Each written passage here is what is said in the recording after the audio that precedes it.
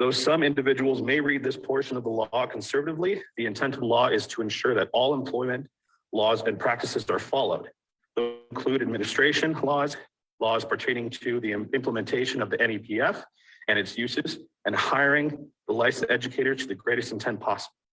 We appreciate the ability to give our feedback on the NDE survey, but we must reiterate two facts. One, we cannot simply demystify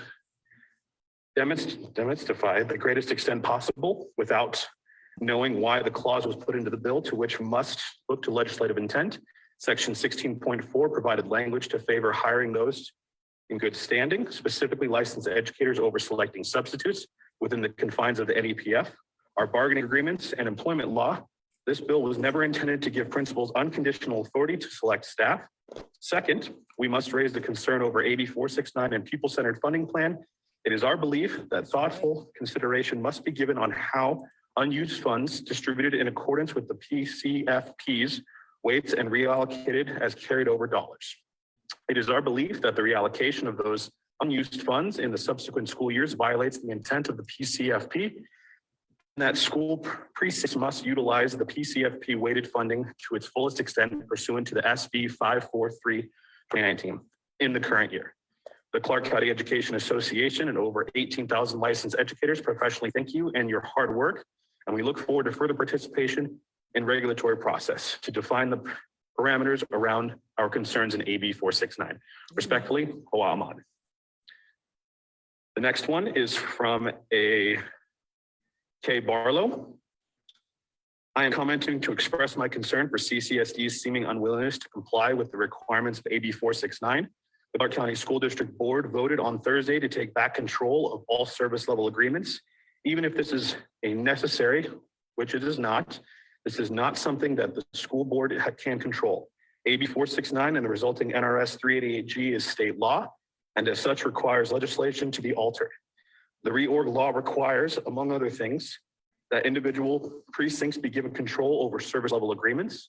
This has never been the case since the passage of the law. CCSD has not even made an attempt to relinquish control of service level agreements.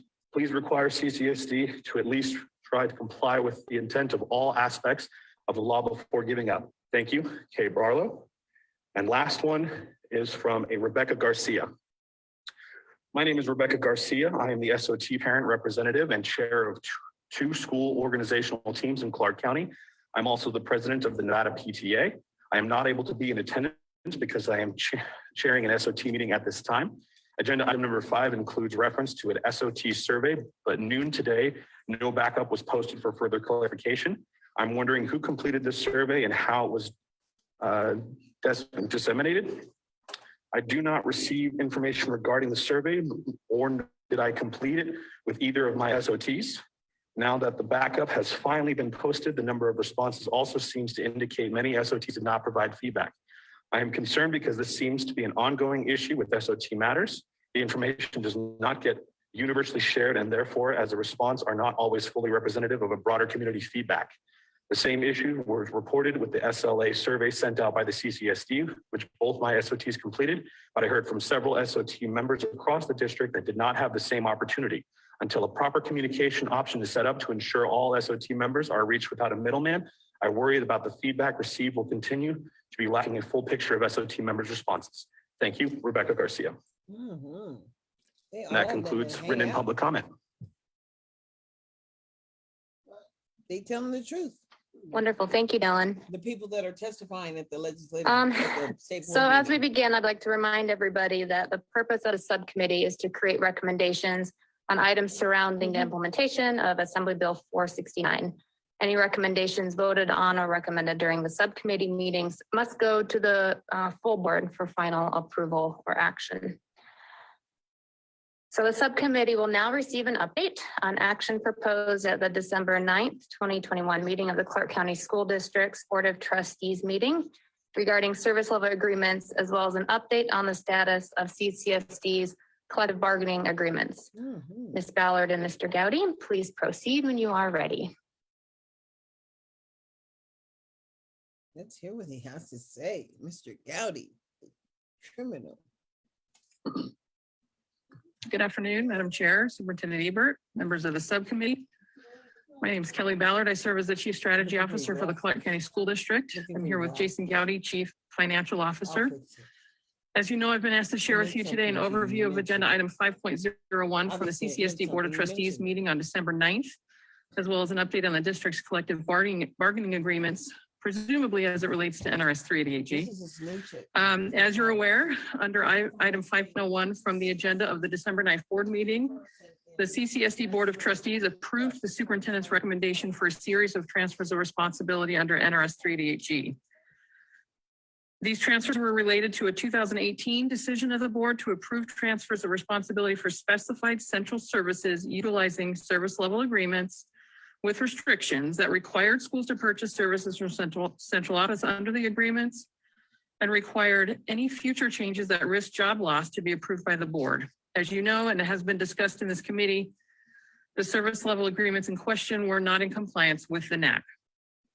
In order to correct the non-compliance with the NAC, the district must have either brought the existing service level agreements into compliance, which would allow principals to opt out of those services, or remove those service level agreements, because the district's position is that it's not in the best interest of students to allow principals to opt out of most of these services. Specifically, the right path was to remove the service level agreements. The recommendation was intended to serve two purposes. First, to bring the district into compliance with the NAC as it relates to service level agreements. And second, to complete full transfers of responsibility for items that the superintendent recommended be carried out by schools under the full authority of the principal. In the future, the district will only implement service level agreements in cases where the agreements can be implemented in support of providing equitable and adequate services to all students in schools, in partnership with principals with the advice and assistance of their SOTs, and in full compliance of NAC 388G. During the meeting, we heard public comment from 10 members of the public, I think I counted, and fielded many questions from our trustees seeking to understand the goal and impact of the recommendation. Trustees sought to be certain that this action would be restricted only to those items listed in the reference material, which we affirmed, and to understand why some of the recommendations would benefit some schools and not others, how schools might be able to carry out the responsibility being transferred to them, and how the full action would impact the district's compliance with the NRS and the NAC. And finally, one trustee recommended that the CCSD board members participate with the members of this subcommittee as this collaborative work continues. So because the Board of Trustees approved the recommendation, there will be no service level agreements. There are no service level agreements planned to be in place next year so far. So in their 2022-2023 school budgets that they receive next month, principals will receive carry forward from this year's service level agreements, but will not see a budgeted amount for any 22-23 service level agreements. Like I said to our board, this recommendation was not intended to complete the district's work toward compliance with NRS 388G by any means. The district is committed to continuing our work with the Board of Trustees, the Nevada Department of Ed, and the State Board of Education, inclusive of this subcommittee, to continue this progress. Yeah, let's hear this. One of those additional areas that require progress is related to the requirement that principals have the authority to select the teachers, administrators, and other staff who work under the direct supervision of the principal. This is an area that the district has been able to successfully negotiate with only one of our employee groups, that group representing administrators. We do have a thorough proposal from ESEA, the group representing our support professionals, and a meeting with them set for tomorrow. And we also have received a proposal from CCEA representing our teachers with a meeting set for the beginning of January, middle of January. At this point, I'd be happy to take any questions that you may have. Thank you, Ms. Ballard, for your presentation. I will open it up to thoughts and questions from the subcommittee members. Please do. Member Newbern. Member Newbern, thank you for being here. I'm a CCSD graduate. I have kids that went to CCSD. I have grandkids that went to CCSD, and my father used to be president of the Board of Trustees. So my family has 50 years of experience with CCSD. 50 years of access. So if I seem grumpy, it's because I've had 50 years experience with CCSD. So it was asked at the meeting why you didn't consult with the Department of Education. Because it seemed like an opportunity. If the district's attempting to come closer into compliance, it seems like a good chance to have that discussion, go over what might be a good first step. Nobody So- knew. Again, why? I mean, it seemed like a no-brainer, like an easy win, because it certainly would have helped the argument at the meeting. So why again, in this newfound era of cooperation, did the district not talk to the department? Kelly Ballard, for the record, my answer is the same as it was to our board. I don't know. I can't answer why. Our actions were in direct result of the joint meeting here in this room in September, October, whenever it was. It didn't feel, I honestly didn't believe that this was going to be what turned out to be the most controversial or spoken of portion of this recommendation. I didn't think was going to be what it was. I anticipated another area to be something that would get the most attention. So if you're asking if I look back and would change the way I do things, yeah, almost always, right? Hindsight is real convenient, but at the time, I didn't feel like it was a necessary thing to do. Okay, thank you. Because we're a board looking at developing new regulations. So it seems like an opportunity for us to develop new regulations. I guess the other concern I have is the statement that the district is only going to do new SLAs that they basically like. I mean, the law is pretty clear. You're supposed to send 85% of the money to the schools. So we're struggling with a little bit. We're trying to work with the district, but at times it feels like the district is giving us and the legislature the finger. So can you go into more detail on that? I mean, what is the plan for the district to come into compliance? Yeah, what was the plan? Absolutely. Kelly Ballard for the record again. I want to draw a distinction between service level agreements and a transfer of responsibility. The superintendent, the current You and can't past transfer superintendent has recommended a responsibility. number of things to be Yeah. transferred to schools that had nothing to do with a service level agreement. These are things that principals receive the allocation for, that principals carry out however they want to can't carry do it that. out. And they're not required to purchase services from us. They don't purchase services from us because there is no service level agreement. Otherwise, there would be one in place. So that statement, we would only implement service level agreements is not when we want to. It is when we are able to provide that service for schools to purchase, that schools can choose whether or not to purchase from us. Choice. Like they have so much Negotiate the choice with service level stuff. agreement I as just really contemplated in the NAC. This is amazing. And that's it. The recommendation for a transfer of responsibility would be something that the superintendent would need to choose under the law to recommend to the board with the input of all the stakeholders that are required. And that he would need to choose that in light of being in the best interests of pupils. Those are the reasons why They really we have thought had that they such a had the right to do challenge this. to They get to didn't the think that. 85% They're since gonna day explain one. this stuff. Many of the things that are currently still for this year in SLAs are things that we divided out from the central office budget just because they touch students or schools Mr. Ray? directly. I've Mr. presented that Ray? to you all before. Not because we Ray? thought those would be appropriate for principals to be able to choose whether or not to fulfill. That if it was that easy, we would have done it 5 years ago, without a doubt. We have grown in the percentage in our strategic budgets exclusive of service level agreements from 55% at the very beginning, our first calculation. And I believe in my October 1 report, the most recent number was 78% of unrestricted funds are in strategic budget. So it's not like there's been zero progress made. The service level agreements were an attempt to bump us to the next level that did not work at all.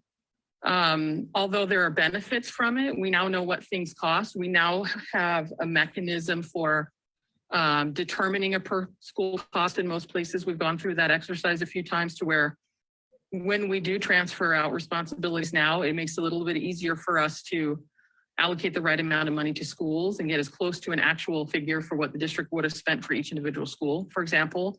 So there have been some learning benefits from this SLA process.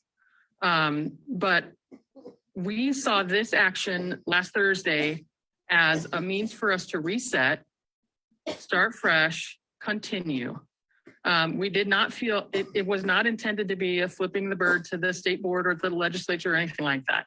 It was simply a next step in the continued progress to become in compliance.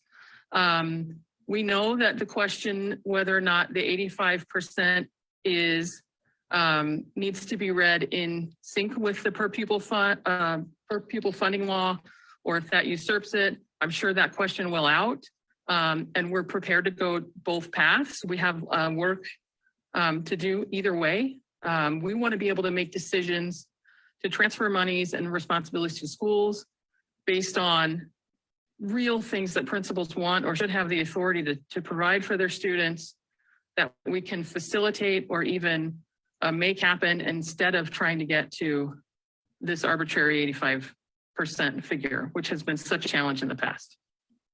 So what is the plan? I mean, if the pupil-centered funding formula doesn't bail you out, because that's kind of what it looks like you're positioning for, is you're becoming compliant to NAC, and then you're hoping that there'll be a change, effectively a change in the law to bail you out at 85%. If that doesn't happen, what's the path that gets us to 85%? Jason Gotti for the record. So the 85% is a challenge mathematically. If you look at the services that are listed in A through U and NRS 388G that the district is responsible, those can be transferred. Most of those could not be transferred to a school and give them the autonomy that they need. As an example, transportation could technically be transferred, but they would have no way to operate the transportation services. So it becomes an operationally unfeasible task. There are, as Ms. Ballard mentioned, there's approximately, and I don't have the number in front of me, 78% of our unrestricted funds are currently in strategic budgets. And those are the budgets for which schools have, I wouldn't say complete autonomy, because they still have certain requirements they have to meet under either the law and or district regulations, but they manage those components. The pieces that are not in there are the components that we previously classified as SLAs. There are a number of those that cannot be transferred, and I'll give an example as the correction schools. So we have to provide those by law, and the schools would have the ability to opt in or opt out. So that, even though we utilize that as an SLA to get us to the 85%, those are dollars which especially under the NAC, cannot be counted towards that 85%.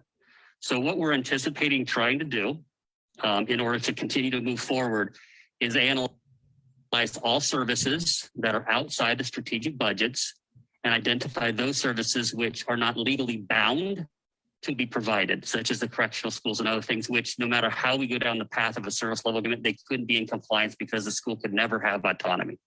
If we eliminate those out, that gives us, a certain dollar figure for which is somewhat legally restricted.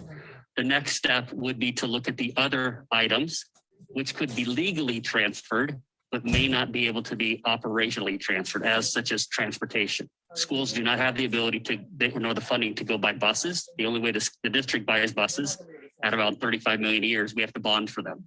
Individual schools do not have the ability to bond. So there's some what I'll call operational challenges there in a true transfer of responsibilities or an SLA agreement to allow them to have autonomy and therefore be in compliance with the NAC. No, that's not. And then the last step is to look at areas for which the schools want autonomy and that we believe we can actually give autonomy because they're not legally or truly operational. And I'll give an example that's been brought up many times, landscaping. Landscaping was one of the first items that we had identified as staff back in 2018, I believe, to transfer to the schools that deemed that they wanted to have that autonomy. It did not pass through the board for a couple of different reasons. There's some concerns about compliance with collective bargaining agreements, as well as the loss of staff, and also I think at the time the fingerprinting and all the other requirements. So there were some reasonable requests or reasonable discussion items from the board at that point. Well, let's see how And so reasonable it the was. objective would be to identify all those components and essentially do the math to see what is what's not legally required, because I'm not positive. Well, I'm positive that we cannot reach 85% without including utilities and transportation. Those are the two That's- biggest that's- items that's outside their of fault. the current They should school be able to budgets reach in single line 85% items of that the money that without they're those supposed two, to fund, mathematically, we simply cannot get because to The 85%. state is supposed to put their share in. And so they have that's not that's done it. where that's where I'm saying math becomes a problem, because it's just not physically enough dollars, because you can't transfer utilities Thank you. and if we agree that we can't transfer transportation, those two pieces will prevent us from ever getting to 85% under the NAC, because we can't use the SLAs anymore. No, you can't use them anymore. Never could use them. Okay, so when you say you can't use the SLAs, that you mean you're just not going to use the SLAs, right? I mean, the SLAs are part of the Superintendent Canavero's agreement with the district. So, did I miss that something else changed? I mean, it seems like you just decided that that's not the right tool, even though it was part of that agreement with the old superintendent. Kelly Ballard for the record, member Newbern, we're not deciding not to do SLAs in the future. If you'll remember, our agreement with Dr. Canavero took place before the NAC. It was a means to, like I said before, I think he called it meaningful progress toward compliance, I think were his words. Those services, would the NAC have been in place before we transferred those services? We would not have transferred those services for the same reason that we don't believe they should be, principals should be able to opt out of those services. That argument is not new. That argument has not changed. If we get to a point where we can figure out an appropriate authority that needs to be transferred to schools that we believe we can offer to them as a service provider, No, you then can we will only implement a offer service level what the agreement. state We're pays not for. out of the service level agreement by decision in any case right now. Yes, you are. We'll see. Does anybody else want to ask some questions? Anybody? Okay. All See, right. So Joan here's doesn't sort have of our any position. explanation. Okay. The school board took some action, Yes, and it was and illegal. it looked like to us they were attempting to become more compliant with the NAC, but suddenly they felt less compliant with NRS. And so we're trying to determine whether it's a step back, a step forward, or a sidestep. Because in the end, It's a sidestep. our goal is not to beat up the district. Our goal is to bring the district into compliance, to work with the trustees, educate them on what the goals of the legislature were We'll with the see. bill. Mhm. So this goes back to the first question. Taking that action Was illegal. without talking to the department caused lots of concern, okay? I'll take a step back, okay? This is my 50 years of 50 years, he experience said. with CCSD summed up in 3 lines, okay?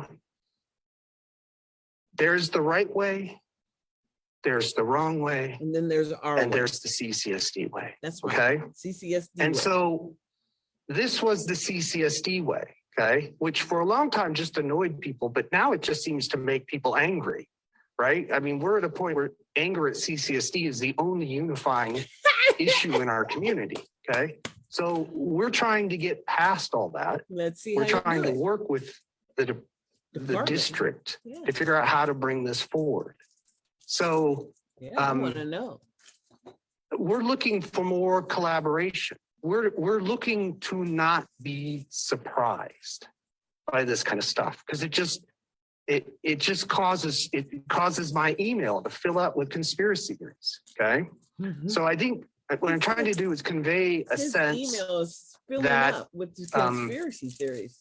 the days of understand. CCSD just operating unilaterally would be better to be over, and then working with the department so that when these come up, we're not surprised. Because, you know, They're it surprised. just makes everybody angry. It made people angry at the meeting. Oh, wow. So I missed the how meeting. do we get out of this where we're getting surprised to where we're all working together Somebody's not working together. to though. trying to actually get this bill implemented? So Member Newburn, I'm going to actually take it back a step further. And I'd like to consult Deputy Attorney General Gardner on, I guess, the legal perspective and Listen. in accordance with the law in the removal, in CCSD's removal of the SAs. Are they closer to compliance now or further away? Further away, So from a legal perspective, where are we at on that piece? on the backside of the burner.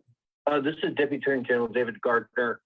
To be honest, I'm a bit unsure. I would think that we're a little bit farther, and the only reason for that is I believe the SLAs got us closer to a full 85% being in the hands of the school precincts.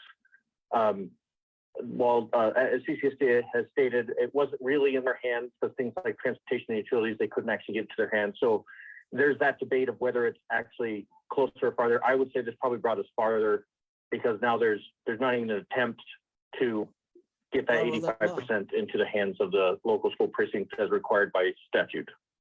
That's required by statute. It's by law. LAW. Perfect. Thank you for sharing that perspective. Member Newburn, if you have, I'm going to go to Member Hughes unless you have any additional comments at this time.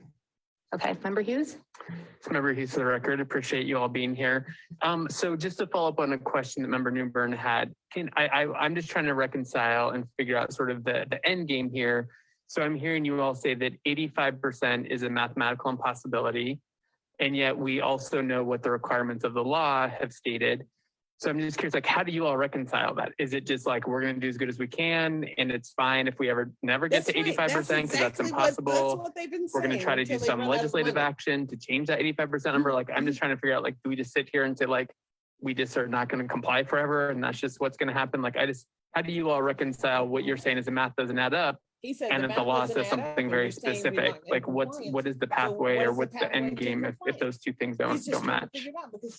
Kelly Ballard for the record, really great question. And it's been where we've been at from the beginning on the 85-15. Our first attempt will be to get as close as we can get.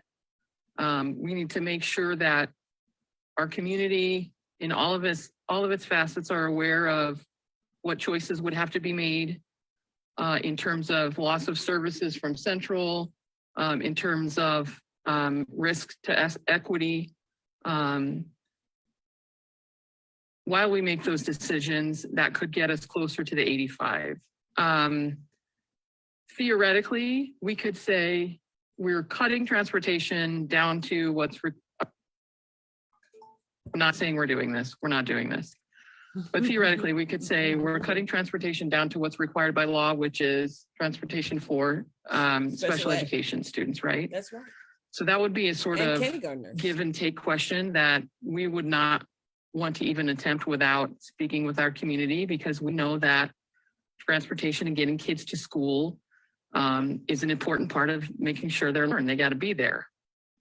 But it's gonna come down to choices that are big, meaty choices like those in order for us to get down to the 85%.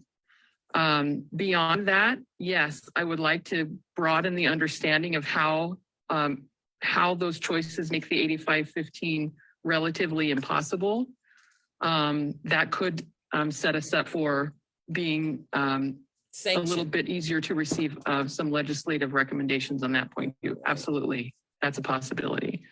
I don't want to go down that route first because anytime we mention AB 469 or anything to do with it, how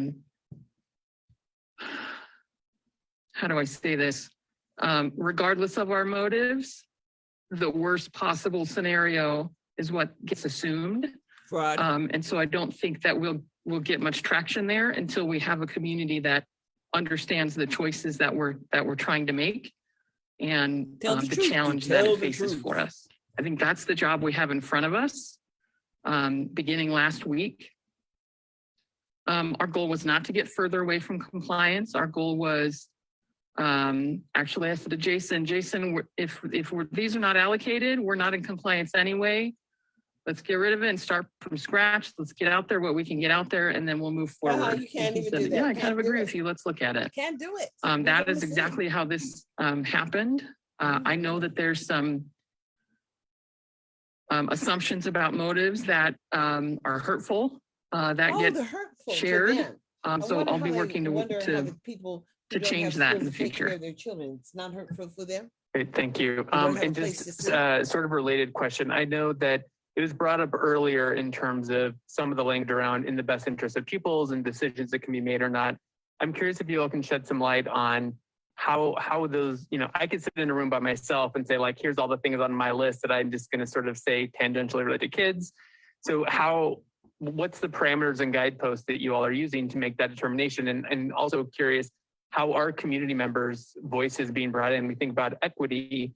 And so you would hope that, there was sort of a community effort to actually make that determination around the decisions that are happening, and is that in the best interest of pupils or not? So how is sort of those types of decisions, how are they being made, and what's being included, and whose voices are being heard?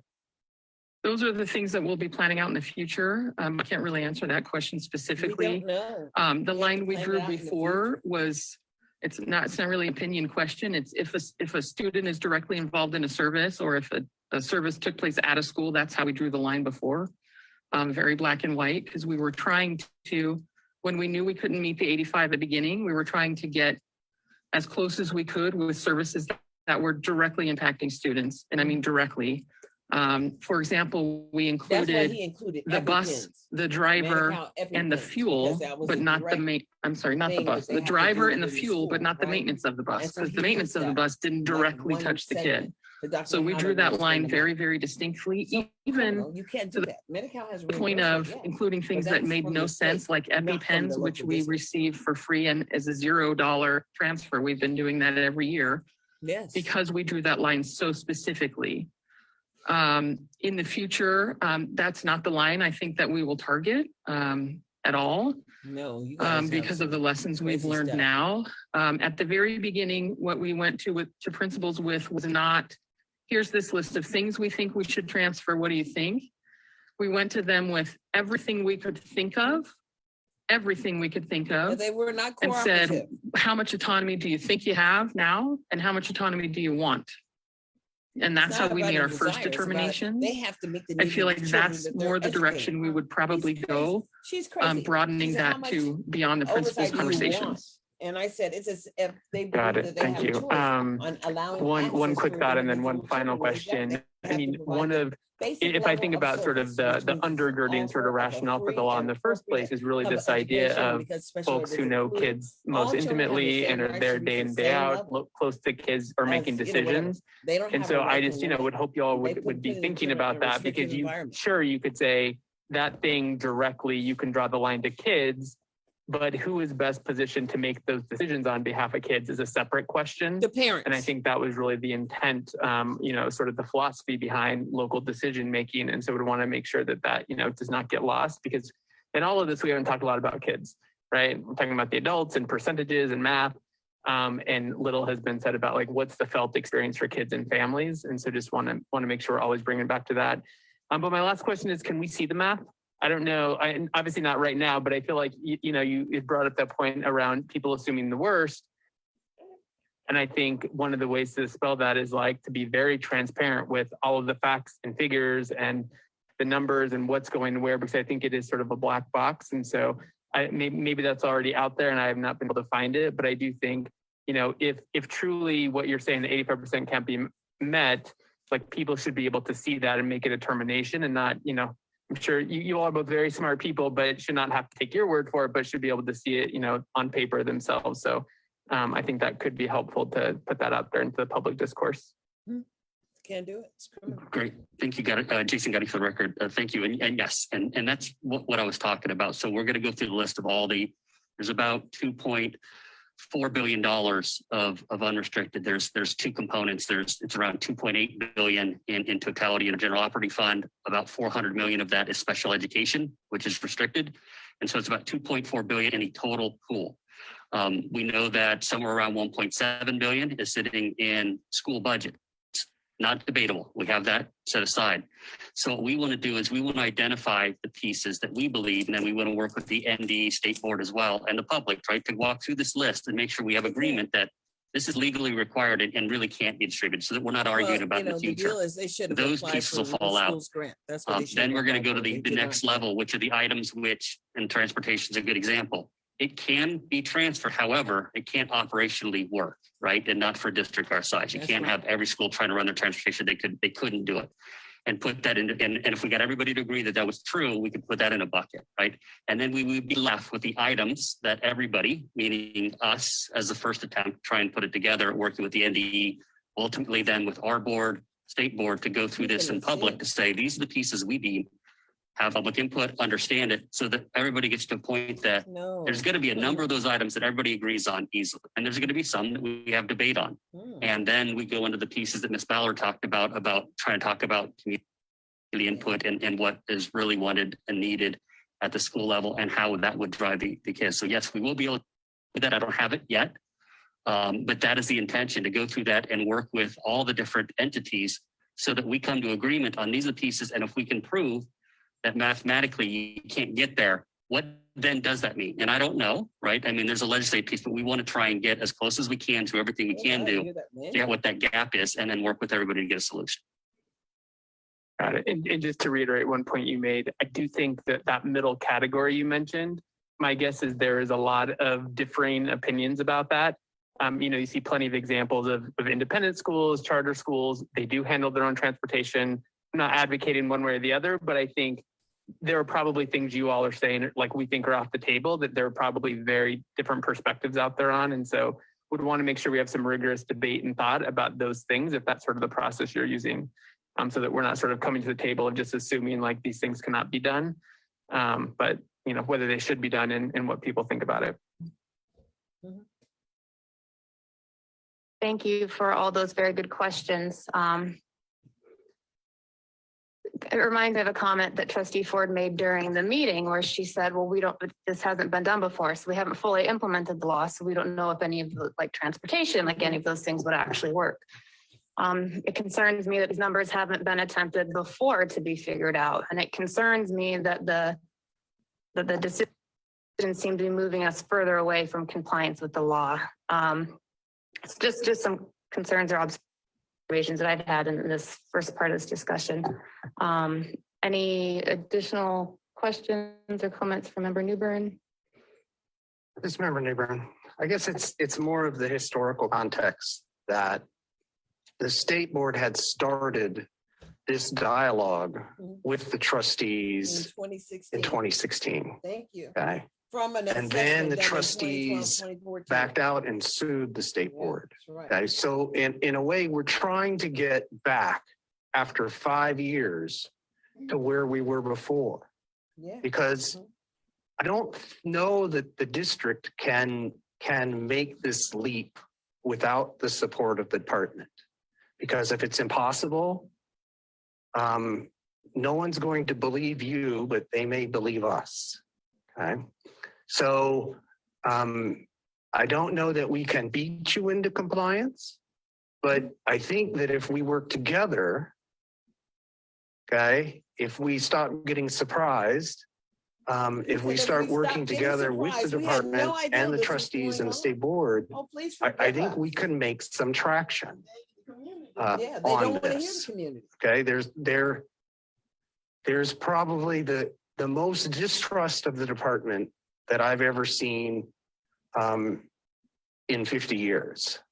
And so it's helpful to the department, or not the department, but the district. Yeah, no, you guys are good. There's just a lot of distrust with the district. And so it will certainly be helpful to you to have someone working with you that can make the arguments. Because Because people are Their looking for arguments don't someone work for the federal government. I promise you. else it to doesn't. listen to. They don't really want to listen to the district anymore. Mhm. And so I think I want us to get back to where we almost were 5 years ago. Good luck. Because I think that's the path forward. That gets us either full compliance or it gets us modifications to the law. And They can't enact. modify the law. It's So federal. I think that's the message that Bottom we've been line. trying to send. That we want to be there, but we think we're going to have to be there together. If I may, Member Newbern, Kelly Ballard, for the record, that's exactly where we want to be. Well, figure out who you're gonna work with then, boo. So Member Newbern, you're reminding me of working with students, speaking of students, and working on our behaviors. So we're talking about behaviors, we have our ABC. So if you want to shape or model behavior, there's an antecedent, a behavior, and then a consequence. So the antecedent here would be the law, AB 469, and the corresponding pieces of that. Yeah, And then the Title I. behavior would be either the compliance or non-compliance. And if we're moving towards, and whether the intent is good, we're not quite there yet. We need that support. The behavior needs some support. So if any of the actions then are non-compliance, then the consequence then could be that the district is put into receivership under NRS 388G 580. So I would make Oh, that I as, didn't know they could go would into offer that to the receivership. subcommittee. Wow. She said that this could be put in receivership. I mean, he's no board. Receivership means there will not be a board. What the hell happened? I lost that live stream. We have to stop. Okay, I have to see where I am. Shrink there, shrink that. I mean, I did not know that. That was interesting.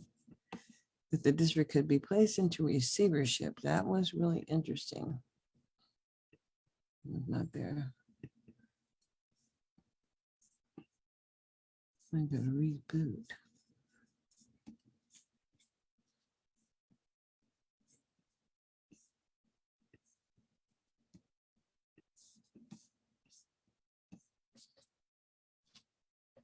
Where's options? Have to stop the share for a second. I'm gonna come right back, y'all. Gotta stop.